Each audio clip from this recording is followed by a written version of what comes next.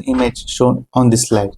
Notice the multiple chassis designs are being evaluated side by side. This process is called benchmarking. And despite what many students think, benchmarking is not a copying. Benchmarking is a structured learning. Imagine you are developing a new race car chassis. Would it make sense to ignore every successful kart ever built and start completely from scratch? Of course not. Professional engineers understand the valuable information already exists within the industry. The goal is to study systematically. When engineers benchmark design, they ask specific questions. How much does it weigh?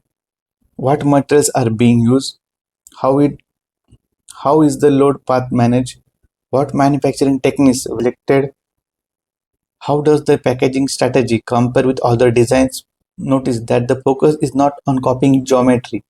The focus is on understanding engineering decisions. Formula student teams perform benchmarking constantly. Automotive manufacturer benchmark competitors. Formula One teams benchmark rival concepts.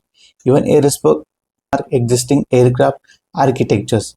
The reason is simple. Benchmarking accelerates the learning. Instead of making every mistake yourself, we learn from the success and failure of others. Benchmarking provides one of the most fastest learning tools available to an engineer. Observing competitors is valuable, but sometimes engineers need to go deeper and understand exactly how a product was designed, manufactured, and optimized. That's where the reverse engineering comes in.